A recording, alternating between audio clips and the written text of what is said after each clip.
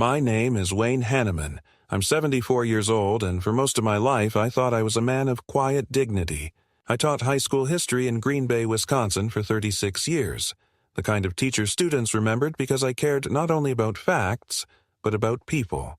My wife, Carol, used to say I was too sentimental for my own good, that I gave too much of myself to those who wouldn't remember me. But she was wrong about one thing. I didn't care about being remembered. I cared about doing right by others. That's just how I was raised. Midwestern to the bone, my father used to say. Stoic, sturdy, maybe a little slow to anger, but deeply loyal, often to a fault. Carol passed away 9 years ago, the kind of quiet death people call peaceful. She went in her sleep, without struggle, without sound. And for a while I tried to convince myself that was a gift. But the silence she left behind was not peaceful. It was endless, crushing. I would wake up and listen for her slippered footsteps down the hall, for the soft clink of the teacup against the kitchen counter, and every time I remembered again, in that brutal moment of morning clarity, that she was gone. It was like losing her anew each day. The house we shared, modest, brown-bricked, nestled between two birch trees, stood empty except for the hum of the fridge and the creak of floorboards. I tried to fill the space.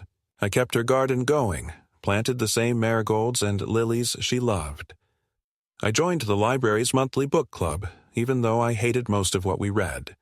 I started volunteering at the local food pantry. People said I was coping well, that I seemed resilient. But they didn't see me at night, staring at the empty side of the bed, listening to the wind rattle the blinds, wondering what purpose remained for a man like me. My daughter, Emily, started visiting more often after Carol's death. At first, it felt comforting. She brought casseroles, helped organize Carol's things, sat with me in the kitchen talking about nothing in particular. But soon, the visits became more managerial. She began suggesting I move to a retirement community. "Dad, it's not about you being incapable," she said. "It's about you not being alone so much." Her husband, Jared, chimed in, always with that fake smile voice. "You'd make friends there. They've got rec rooms, movie nights, even woodworking classes." I told them I wasn't ready. I wasn't lonely in the way they imagined. I missed Carol, yes, but I didn't need forced socializing or group therapy or bowling leagues for the elderly. I just wanted my routine, my peace, and to be treated like a man who still had agency. But Jared didn't like that. Jared never liked that I thought for myself. He was one of those modern men who disguised control as concern. A successful financial advisor, always impeccably dressed, always armed with spreadsheets and legal pads and phrases like fiscal responsibility. When Emily married him 20 years ago, I bit my tongue. Carol didn't. She called him a slick operator the first night he came to dinner. I laughed then. I should have listened more carefully. Over time, the power dynamics shifted. Subtly at first, I found myself being included in decisions I didn't ask to be part of. Jared helped streamline my finances, consolidating my accounts into a portfolio he managed. "Just to keep things easy, Dad," he said. He offered to handle my taxes. Too complex now with the IRA distributions and all, and insisted on getting power of attorney in case anything ever happened. I refused that last part, and I remember the look he gave me. Cold, measuring, like he'd lost a small battle but noted it for later. I started seeing less of my grandchildren. Once they hit high school, Emily always said they were too busy for visits. Jared once joked that I was too old-fashioned to connect with them anyway. He laughed, but it stung. I knew it wasn't just about their schedules. It was about me being increasingly inconvenient, a background figure. I'd been demoted in my own family, reduced to holiday cameos and occasional calls about money. Still, I held on. I sent birthday cards. I called once a week. I showed up to school concerts even when no one saved me a seat.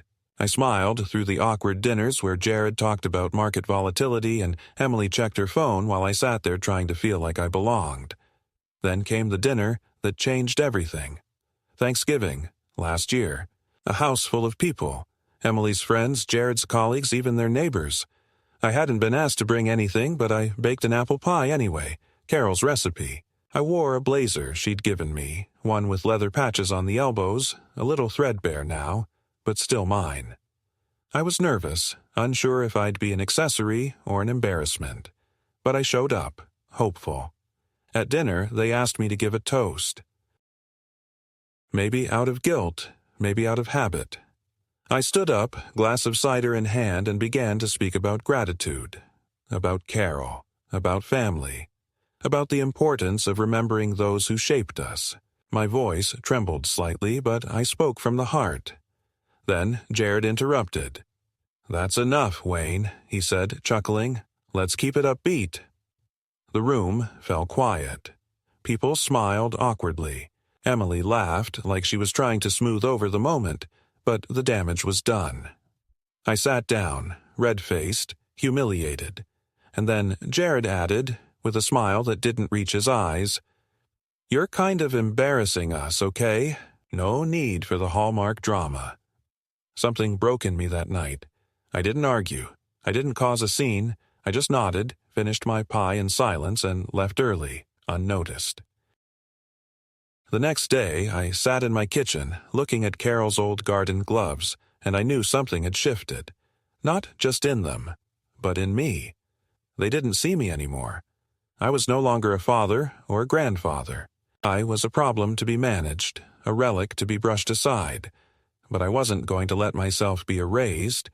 I didn't know how yet, but I knew I had to take back control of my life, my dignity, my name. That was the beginning. That was when I started to listen carefully, to watch closely, to make plans. Because I may be old, but I'm not foolish. And the man they tried to silence still had a voice, and that voice was about to be heard. 3 weeks after that dinner, I received a letter in the mail that, at first glance, seemed like some clerical mistake.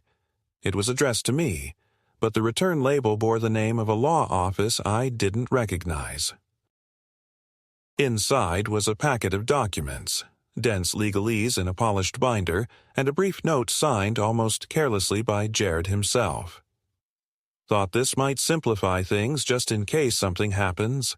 Best, Jared. I read the first few lines and felt my stomach knot. Durable power of attorney, financial oversight, medical proxy, all under Jared's name. It wasn't a suggestion. It was a pre-structured, pre-notarized legal apparatus designed to quietly shift my independence into his hands. I sat there, the morning light slanting through the blinds, the silence around me heavy and still, and felt something I hadn't in years. Fear. Not the kind that makes you jump at shadows, but the quiet, mature kind. A realization that your world is being rearranged without your consent. I didn't sign it. I didn't call to ask about it either. I simply took the documents, put them in my bottom drawer beneath the last few birthday cards Carol had written me, and decided that something wasn't right. I started paying more attention after that. A few days later, Emily called. Not to check on me, but to say they'd made a decision. "Jared and I are thinking it might be best if you moved in with us for a while," she said. "Just temporarily, until we figure out what's next. Winter's coming, Dad, and I know that house gets cold. We've got the guest room set up, and it just makes sense." I didn't know what to say. They hadn't invited me to their home in over a year. Suddenly, I was being offered a place? Something wasn't adding up. "What about my things? My life?" I asked. "We'll take care of all that later," she replied too quickly. "You just bring your essentials. We'll help you pack." I agreed, cautiously, not because I wanted to, but because I needed to understand what was really going on. That weekend, Jared arrived in his black Range Rover, stepped out like a realtor hosting an open house, and surveyed my modest home as if it were a condemned property. He barely said a word to me as I carried my overnight bag to the car. I noticed he left the trunk mostly empty. Odd, since he'd insisted I bring what I needed. When I asked about it, he smiled faintly and said, "You won't need much where we're going."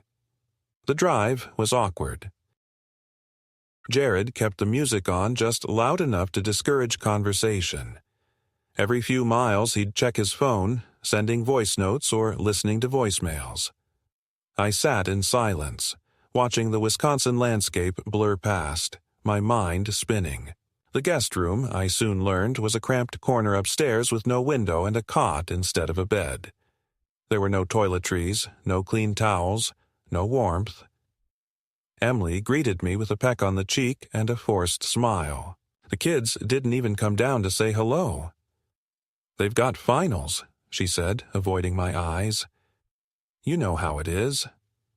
That first night, they left me alone while they went out to dinner. "You'll be more comfortable here," Emily said as she handed me a microwave dinner and a single bottle of water. "We'll be back late." "Don't wait up." I sat on the cot, plastic tray in my lap, the sound of their laughter echoing in the driveway as the garage door closed. Something was wrong. Deeply wrong. But it hadn't yet fully revealed itself. The next morning, Jared called me into the dining room where he had spread out a series of documents, some familiar, some new. "We're getting things organized," he said casually.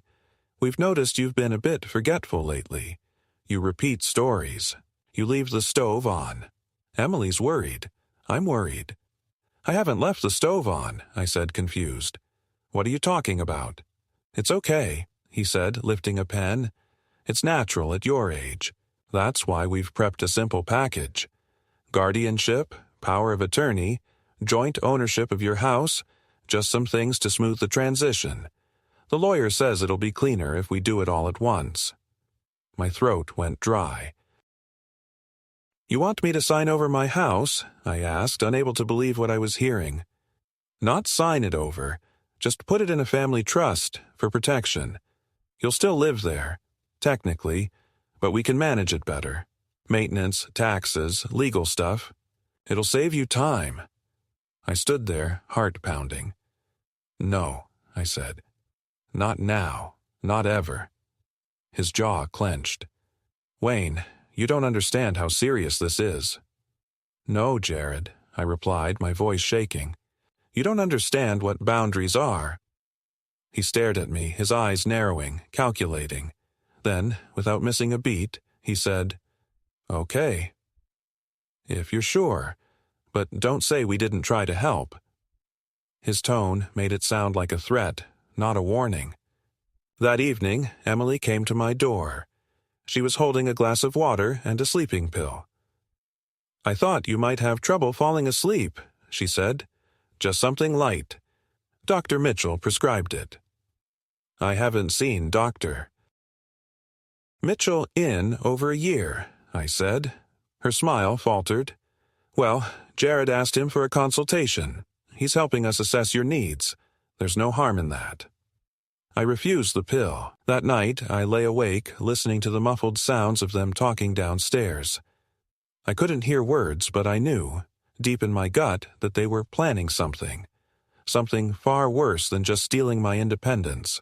The next morning, Jared drove me to a clinic for a checkup. He didn't tell me it was a psychological evaluation. I sat in a small beige room with a woman who asked me to draw clocks, remember words, spell words backwards, describe what year it was. I did fine, not perfect. Who among us is flawless under pressure? But I was coherent, present, sharp enough to know what was going on. When I returned to the house, Jared was waiting. "The results show some early signs," he said flatly. "We're going to move forward with guardianship. It's for the best." I packed my bag that night. I didn't say goodbye. I called a taxi and went home. The locks had been changed. I stood on my own porch, fumbling with my old key, unable to get in. A neighbor, Marcia, from across the street, came over and said she saw Emily and Jared changing the locks just the day before. "They said you were moving," she said, her voice hesitant. "That you'd signed over the house." I hadn't. And that's when I knew. They weren't just trying to control me. They were trying to erase me. They wanted to make me legally invisible, medically diminished, financially incapacitated, and they were almost there. All it would take was a judge's signature, a few phone calls, and a story about a fragile, confused old man who couldn't remember how to write a check. But I wasn't confused. I wasn't broken, and I wasn't done fighting. I had always believed that dignity was something no one could take from you unless you handed it over yourself. But standing on my own porch, locked out of my home, with nothing but a small overnight bag and a heart pounding against my rib cage, I realized that belief was more fragile than I'd thought. The November air was cold, dry, and sharp against my cheeks as I leaned against the brick wall and tried to steady myself. I'd been a man of order and schedules my whole life, but in that moment, there was only chaos. My house, the home Carol and I had built over 4 decades of shared memories, was now behind a door I couldn't open. The irony of it all stung worse than the wind. I had left the house only days ago out of caution, perhaps foolishly trusting that a temporary stay at Emily and Jared's would clarify their intentions. Instead, I came back to find myself dispossessed by the people I had once trusted more than anyone. I sat on the front step for almost an hour. Cars passed occasionally. Joggers with earbuds and teenagers on skateboards cruised by without a glance. I thought about calling the police, but what would I tell them? That my own daughter had changed the locks on my home? That my name was on the deed, but I had no keys, no access, and no proof in hand? It all sounded like a sad misunderstanding, the kind that might prompt a well-meaning officer to suggest I spend the night at a motel and sort it out tomorrow. But there would be no sorting out. I knew that now. This wasn't a miscommunication. This was a plan. Coordinated. Cold. Executed with the precision of people who believed I would be too confused, too tired, or too afraid to resist. Eventually, I walked 2 blocks to a small cafe near the church Carol and I used to attend. I ordered a cup of coffee and sat near the window, staring blankly at the street while the sun sank lower, casting long shadows across the sidewalk. My hands trembled as I tried to collect my thoughts. I needed a lawyer. I needed someone who would take me seriously, not as a doddering retiree with a bruised ego, but as a man being systematically dismantled by his own family.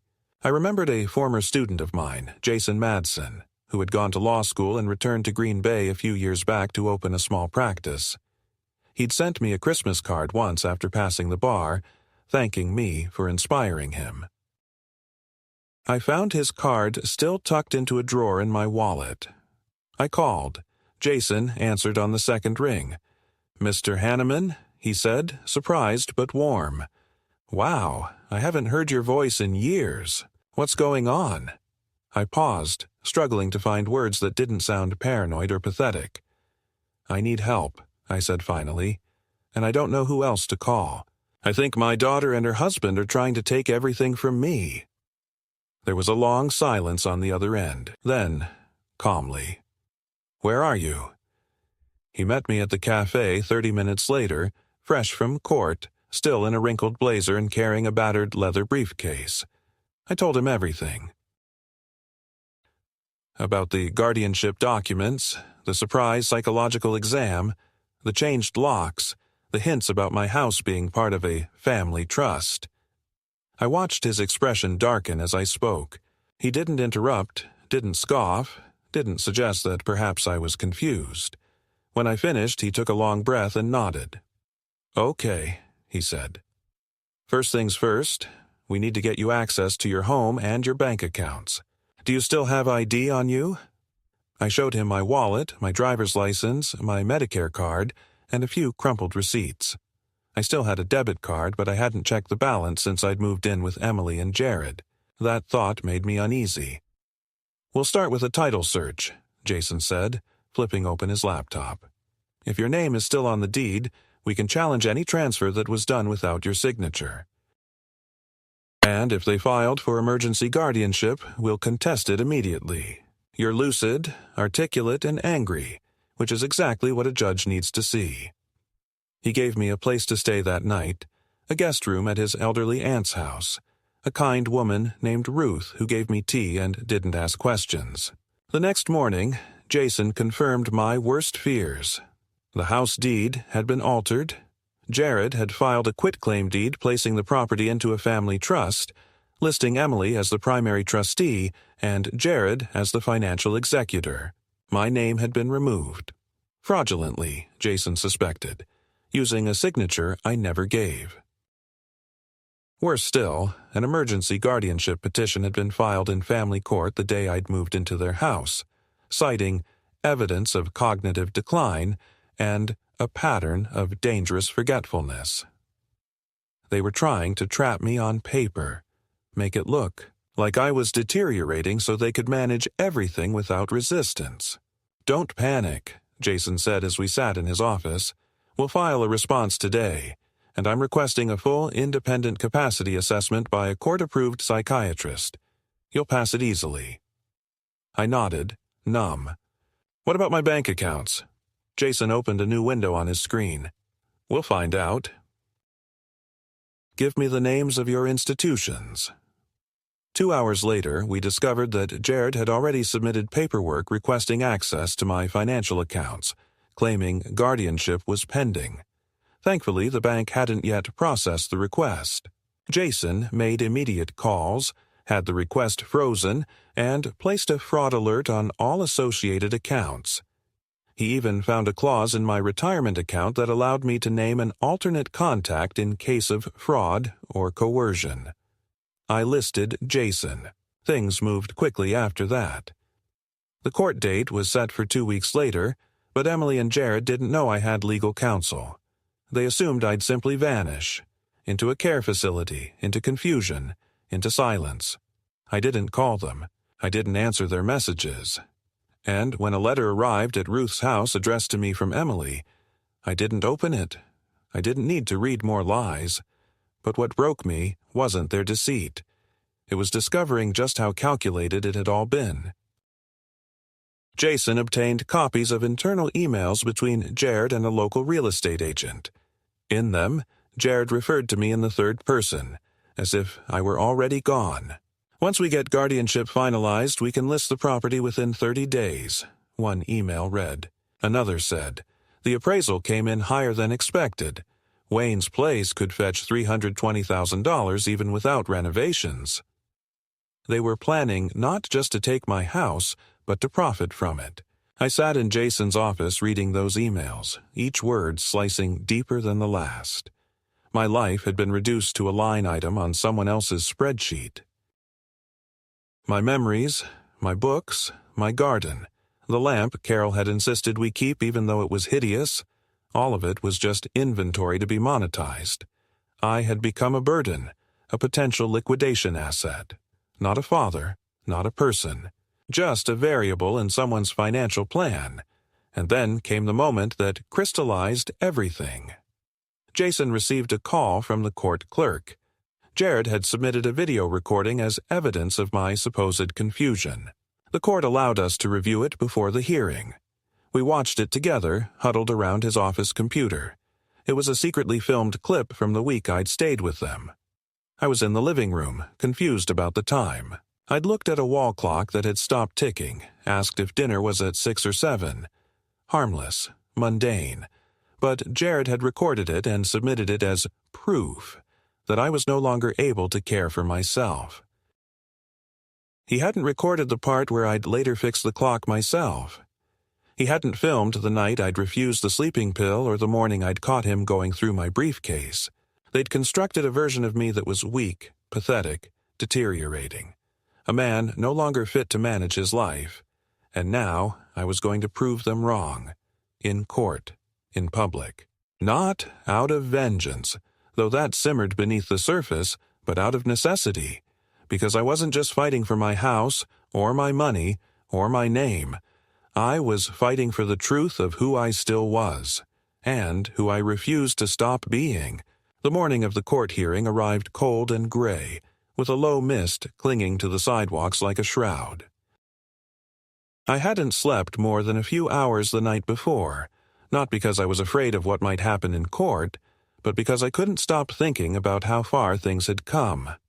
How quickly a family could twist itself into something unrecognizable. The courtroom itself was nothing special. White walls, creaky wooden pews, a high ceiling that made every cough or whisper echo. But, to me, it felt like a final proving ground, a place where I would either reclaim my life or be officially erased by those who should have protected me. Emily and Jared arrived together, dressed in coordinated grays and blacks, looking like the picture of solemn, professional concern. Jared wore that same smug expression I'd seen so many times, like he was already rehearsing a victory speech. Emily, for her part, avoided my gaze. She looked thinner than I remembered. Tired, maybe, but not contrite.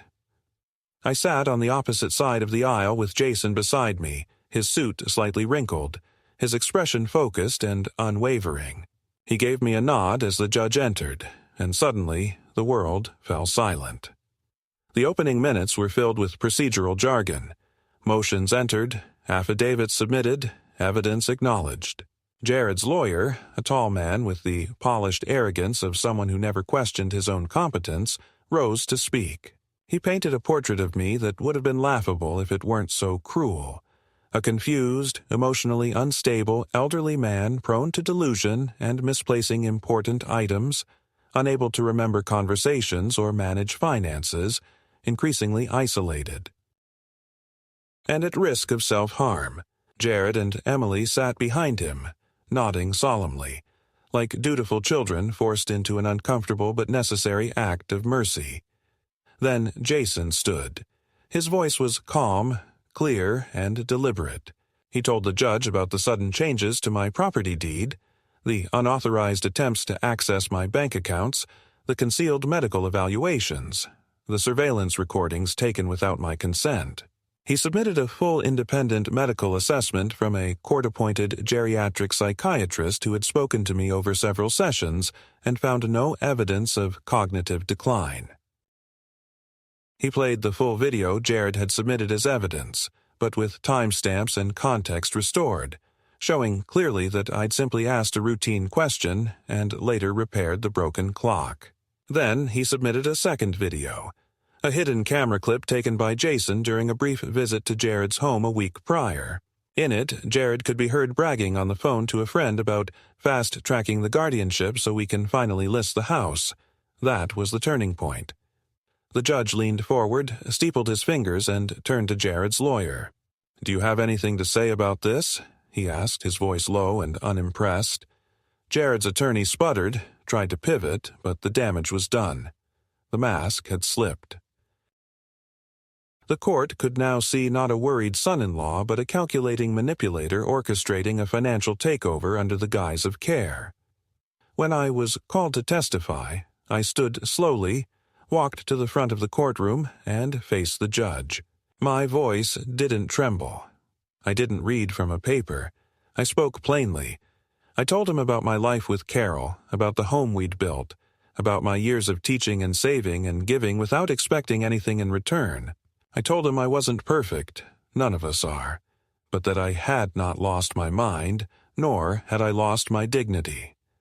What I had lost was my daughter's respect, and the right to grow old without being hunted for what I had left. There was silence when I finished. No dramatic music, no gasps, just the quiet tension of truth settling over a room that had heard enough lies for one day. The judge took a recess and returned 30 minutes later with a ruling. The petition for guardianship was denied. The deed transfer was to be investigated for fraud. My accounts were to remain frozen to anyone but me.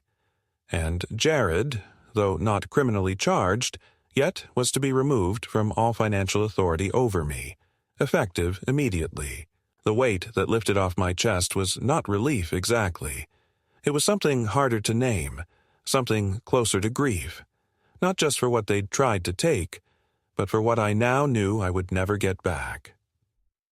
Emily never spoke to me that day. She followed Jared out of the courtroom, her face blank, her hand in his. I watched them go and felt nothing but a hollow, aching calm. They hadn't just tried to rob me of money or autonomy. They had buried whatever remained of our bond beneath the paperwork of betrayal. Jason and I walked out into the chill of a late afternoon, the clouds breaking slightly overhead. He asked if I wanted to celebrate. I shook my head. "No," I said. This wasn't a victory. It was survival. But survival, I realized, was a kind of triumph, too. And this, I knew now, was only the middle of the story. The reckoning hadn't ended. It had only begun. In the weeks following the court ruling, the quietness of my days was deceptive.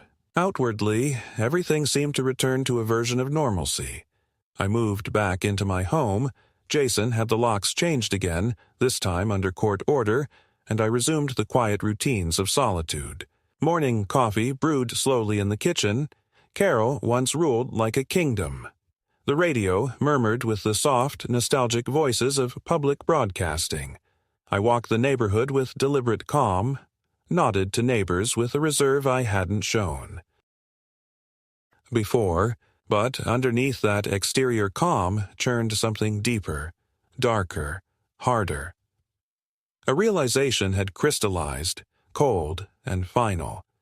There was no going back. Whatever remained between me and Emily had been burned away in that courtroom. And if I wanted to protect what little I had left, my home, my savings, my name, I would need to go further. Because Jared and Emily had not retreated. They had only recalibrated. Jason warned me. "They're too invested in this to give up," he said one morning in his office while reviewing the court's signed denial order. "They lost face, Jared especially. He's not going to let it go." People like him. Once they're challenged, they double down. I believed him, but even Jason underestimated how quickly and how cunningly they would move. Just 12 days after the ruling, I received a notification from the county assessor's office. A request had been filed to reclassify the ownership structure of my property.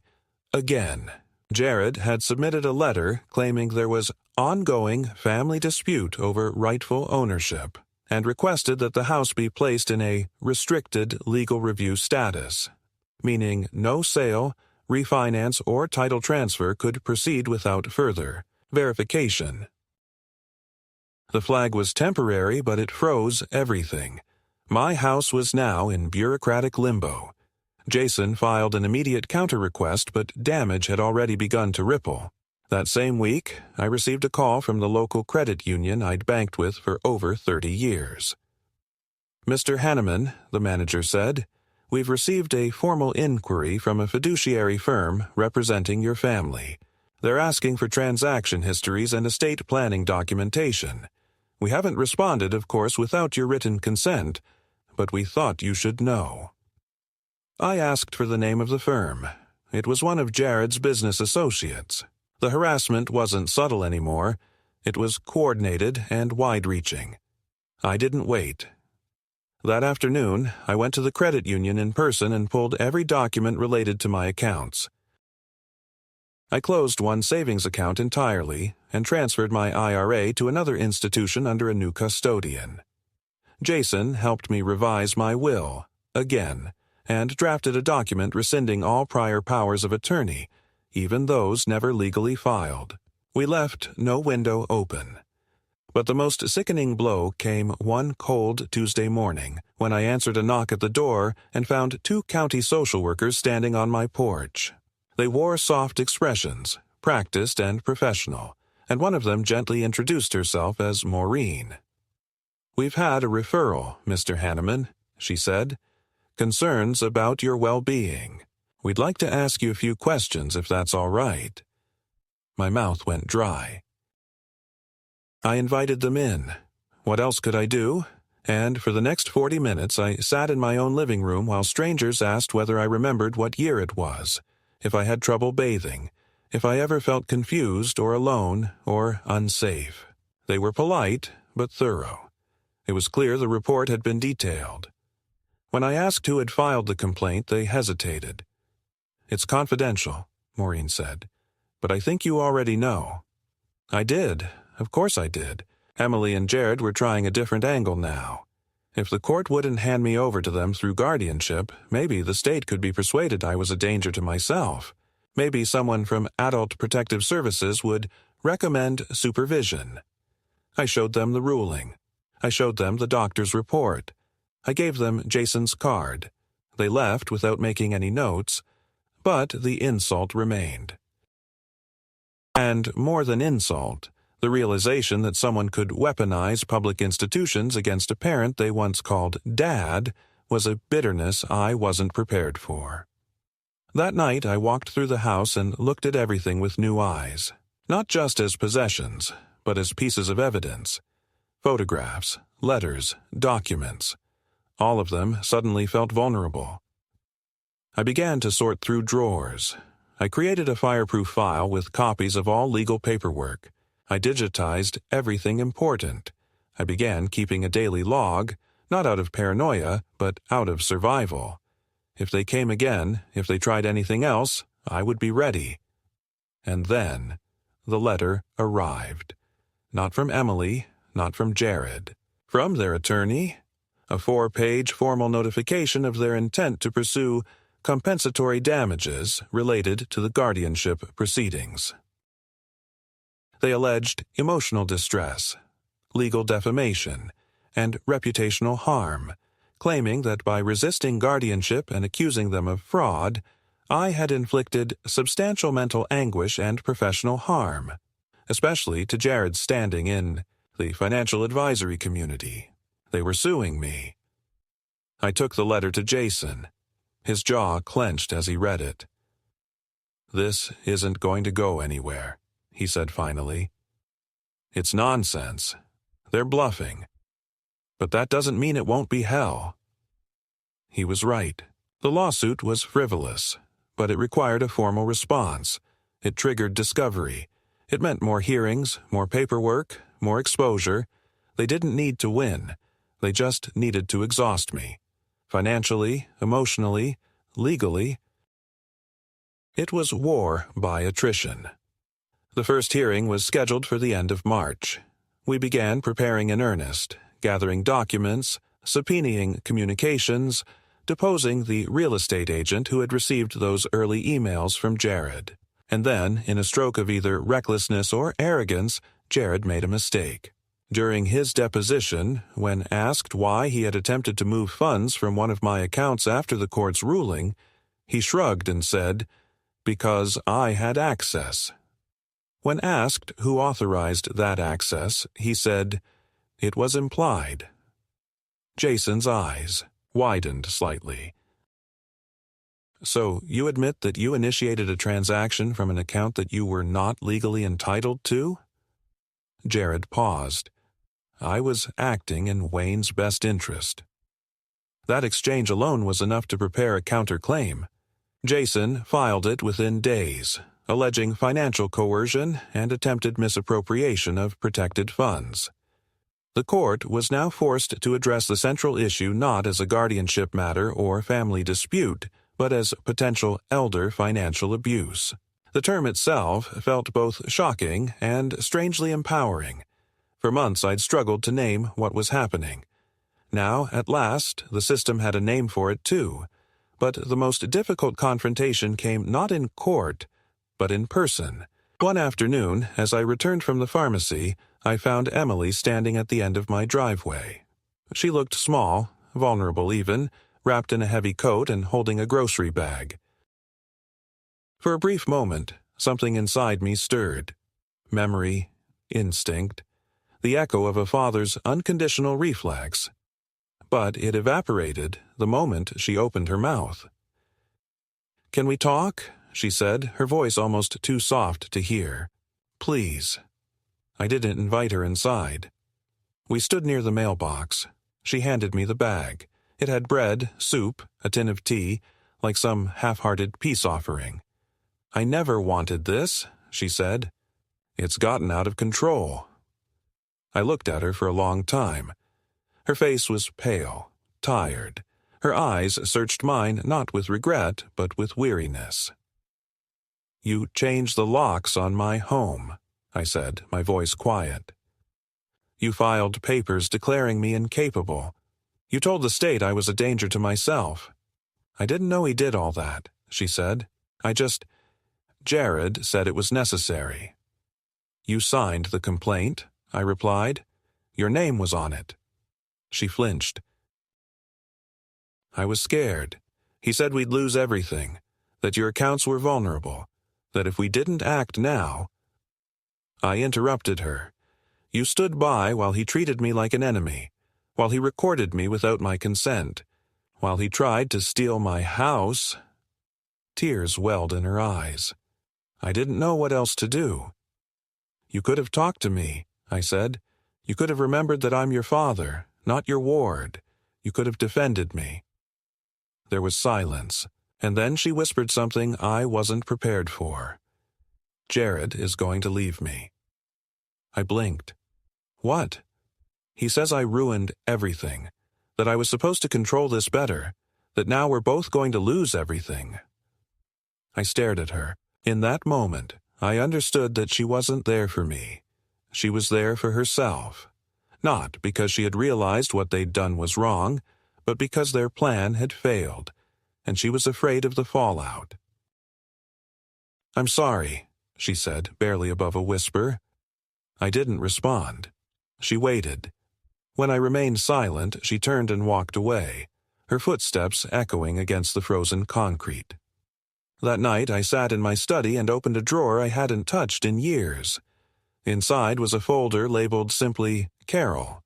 Her letters, her recipes, a photo of her holding Emily as a baby. I stared at that picture for a long time, and I knew what I had to do next. Because this wasn't just about surviving anymore. It was about justice. It was about reclaiming the final years of my life from those who thought I'd already stopped living. It was about making sure no one else, no other father, no other mother, would be treated like a burden to be managed. The fight wasn't over, but it was no longer just defense. Now it was retribution. By the time the final court hearing approached, something inside me had hardened. Not into hatred exactly, but into a resolve so cold and focused it felt almost metallic. The months of emotional ambushes, institutional manipulations, and calculated betrayals had stripped away every last illusion. I no longer cared whether Emily would ever apologize, whether Jared would ever face the full scope of justice, or whether any of it could be reversed into something resembling reconciliation. That door had closed, sealed by every lie and forged document and whisper to a caseworker. What remained was a need, not for revenge, but for vindication. A public, irreversible assertion that I had never been what they made me out to be. That I had not faded, that I had not disappeared. Jason had worked tirelessly. He compiled timelines, financial audits, call logs, digital forensics from Jared's own email server, gathered with quiet cooperation from a whistleblowing junior analyst in Jared's office who had grown uncomfortable with the family strategy. There were screenshots of account access attempts, internal memos labeling me mentally deteriorated but still asset-rich, and worst of all, an email from Jared to a legal assistant. If Wayne won't sign, we'll get the doctors to say he's not fit to sign. End of discussion. There was no more plausible deniability, no more emotional fog, only a deliberate attempt to seize control of a man's life by dismantling his credibility piece by piece. The courtroom was more crowded this time. Local press had caught wind of the case. Elderly man fights back against family guardianship scheme, and a few reporters sat in the back, pens ready. I didn't flinch. I didn't fidget. I didn't smile for the journalists. I sat straight, silent, waiting. When the judge entered, I felt none of the nerves I'd experienced before. I felt only clarity. Jared testified first. His voice was smooth, as always, practiced. He spoke of family concern, of deep respect for me, of regret that things had become so adversarial. He painted himself as a reluctant participant in a necessary intervention, portraying the guardianship attempt as a protective act born of genuine love. His performance might have worked if not for what followed. Jason stood and played the audio recordings, Jared's own voice, casual and venomous, mocking my memory lapses, scoffing about how easy it would be to fast-track a diagnosis, laughing about cleaning out the old man's accounts before he realizes. Then the emails, blunt, unfiltered, damning. When the judge asked Jared if the emails were authentic, he hesitated. "I may have used harsh language," he said carefully. "But it was during a moment of stress. We were worried." "And the forged deed?" the judge asked.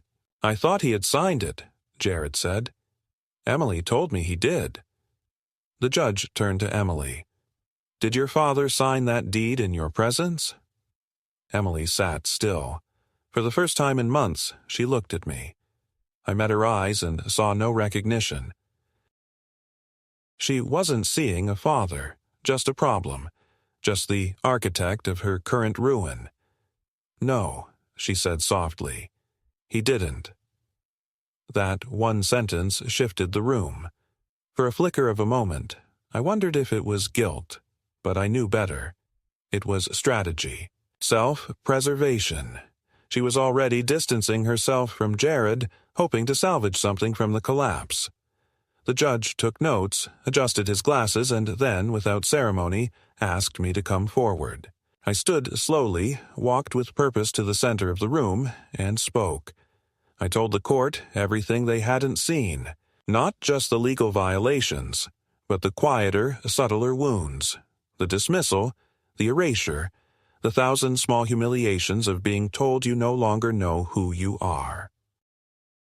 I described what it meant to be treated not as a man with memories and integrity, but as a burden, a liability, a signature waiting to be faked. I didn't cry. I didn't shout. I simply spoke with the weight of truth. And when I finished, the courtroom was silent. The judge's ruling was swift.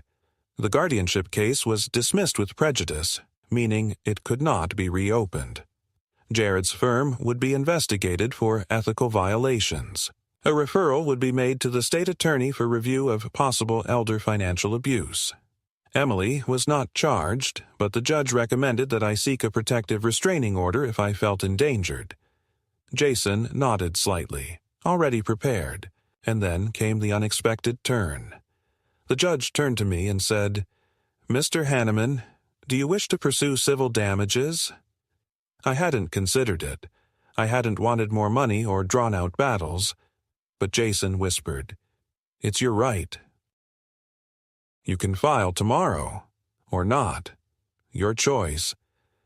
I thought for a long moment, and then I said, "No, Your Honor. I want them out of my life, not in my paperwork." The judge nodded. "Then we are adjourned." As I walked out of the courtroom, a reporter called out, "Mr. Hanneman, how does it feel to win against your own family?" I didn't stop. I didn't answer. Because this wasn't a victory. It was a funeral for the family I used to believe in. The spring after the court hearings came slowly, the snow melting in a kind of reluctant retreat, leaving the grass wet and yellowed like an old memory struggling to resurface. I spent those days in silence, not the silence of sorrow or fear, but of recovery, the kind of silence that follows a storm when the house is still standing but you walk from room to room, checking for cracks that weren't there before. My house, still mine, still solid, now felt like a witness as much as a home. The walls remembered everything, every phone call, every closed door, every long pause on the stairs when I wondered how a life could turn so quickly into a cautionary tale. I didn't throw anything out. I didn't redecorate. I let the house be what it was. Honest. A little weathered, a little cluttered, and deeply lived in. The first Sunday of April, I returned to the church Carol and I had attended for decades. People were kind, cautiously so. There had been whispers, of course, rumors, half-truths passed from pew to pew, but no one asked directly. Instead, they welcomed me with softened eyes, hesitant pats on the shoulder, and the kind of quiet dignity only a small-town congregation can offer. I sat in our old pew, third from the back, and when the choir began to sing, I felt something release in my chest. Not joy, not even peace, but something looser than grief. An untying of knots I didn't realize I had been carrying. Jason continued to check in for a few weeks after the case closed, helping finalize the paperwork, ensuring that all my accounts had been secured. He refused to charge me for the last month of his work. "Call it interest on an old debt," he said, smiling faintly. "You taught me how to think for myself. This was me returning the favor." I thanked him, but I didn't say more. Some debts go deeper than invoices or gratitude. Some are the kind that shape a man's spine when he needs it most. I haven't seen Emily since the hearing. I doubt I ever will. She didn't reach out. She didn't write. Jared left her. This I heard through a neighbor whose cousin worked with Jared's new firm in Milwaukee. He resigned before the ethics board could finish its review. Moved out within a week. Took the kids. Or perhaps they chose him. I don't know. I won't ask. I've let that branch of the tree fall. Instead, I started walking more. Not just for health, though that too, but for rhythm. Each morning, I leave the house with a small notebook and walk the same circuit Carol once did, stopping at the bench near the duck pond where she used to feed the birds. Sometimes I write. Sometimes I just sit. The neighbors have come to accept this routine. Wayne's morning watch, they call it. A quiet old man with too many thoughts and no one left to argue with. But I don't feel alone anymore. Not exactly. I feel intact. Scarred, yes, but intact. And that matters more than I ever understood before. To be whole after all of it, to know I stood up, even when they tried to bury me in shadows, that's a kind of peace I never knew I needed. I've updated my will again, removed all family beneficiaries. The house will go to the local historical society.